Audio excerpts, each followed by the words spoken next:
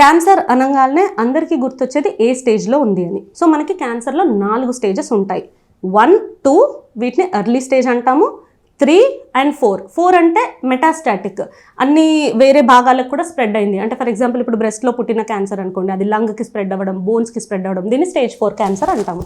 So 4 stages ఉంటాయి. మనం తొందరగా గుర్తించినట్టయితే, అంటే ఎర్లీ స్టేజెస్ 1 and 2లో గుర్తించినట్టయితే మనకు అది క్యూర్ అయ్యే ఛాన్సెస్ ఎక్కువ. ఇప్పుడు ఎగ్జాంపుల్ కోసం బ్రెస్ట్ క్యాన్సర్ తీసుకోండి, hormone positive stage 1 క్యాన్సర్స్కి 90% survival rates. So cure అయిపోతుంది.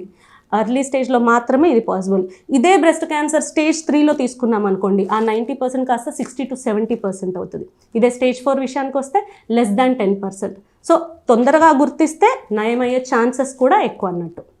అండ్ దీనికి గల లక్షణాలు అంటే హెచ్చరిక లక్షణాలు ఏముంటాయి అంటే, దీన్ని మేము కామన్గా కాషన్ సిమ్టమ్స్ అని గుర్తుపెట్టుకుంటాము. Caution CAUTION. Change in bowel and bladder habits. అంటే ఇప్పుడు మనకి డైట్లో చేంజ్ లేదు, కానీ మోషన్స్ ఎక్కువ అవుతున్నాయి, లేదా కాన్స్టిపేషన్, మోషన్ డైలీ వెళ్ళట్లేదు. సో ఇలాంటి చేంజ్ సడన్గా ఎటువంటి డైట్లో చేంజెస్ రాకపోయినా సరే. ఏ అంటే abnormal healing of any ulcer. మనకి మామూలుగా ఏదైనా పుండు అయింది అనుకోండి, నోట్లోనే చిన్న అల్సర్ అయింది, నార్మల్గా హీల్ అయిపోవాలి 1 week 10 days, కానీ హీల్ అవ్వట్లేదు, అండ్ అబ్నార్మల్ అల్సర్. ఇది ఏ. యు అంటే unusual bleeding are discharge.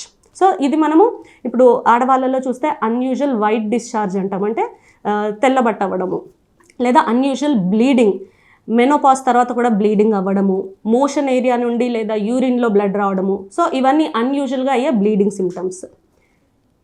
Tea అంటే థిక్నింగ్ ఆర్ లంప్. సో శరీరంలో కొత్తగా ఎక్కడైనా చిన్న గడ్డలాగా థిక్నింగ్ లాగా రావడము, సో అది టీ. ఐ అంటే ఇండైజెషన్. సో మళ్ళీ సేమ్ మనకి ఫుడ్ చేంజెస్ ఏవి లేకపోయినా కూడా అన్నం అరగకపోవడము, బ్లోటింగ్ సెన్సేషన్, తొందరగా కొంచెం తింటేనే కడుపు నిండినట్టుగా అనిపించడము. సో ఇవన్నీ ఇండైజెషన్ రిలేటెడ్. CAUTI వరకు అయిపోయింది. ఓ అంటే ఆబ్వియస్ చేంజ్ ఇన్ మోల్. మనందరికీ పుట్టుమచ్చలు ఉంటాయి. సో ఒక పుట్టుమచ్చ ఇప్పుడు సడన్గా దాని షేప్లో, కలర్లో, సైజ్లో చేంజెస్ రావడం. సో ఇవన్నీ కూడా మెలనోమా లక్షణాలు. అండ్ లాస్ట్లో ఎన్ అంటే నాగింగ్ కాఫ్. నార్మల్గా మనకి కాఫ్, కోల్డ్, ఫీవర్స్ వస్తూనే ఉంటాయి, బట్ అవి ఎన్ని రోజులు ఉంటాయి? 4 days, 5 days, 1 week, 10 days. But nagging ఉంటూనే ఉంది, పర్సిస్టెంట్గా ఉంది, 2-3 weeks అవుతుంది, తగ్గట్లేదు. సో ఇలాంటి లక్షణాలు ఉన్నప్పుడు మనం ఓన్లీ ఇన్ఫెక్షన్ లేదా కామన్ ప్రాబ్లమ్సే కాదు, ఇంకేదైనా రేర్ క్యాన్సర్ లాంటివి ఏమైనా డీల్ చేస్తున్నామా అనేది చూసుకోవాలి.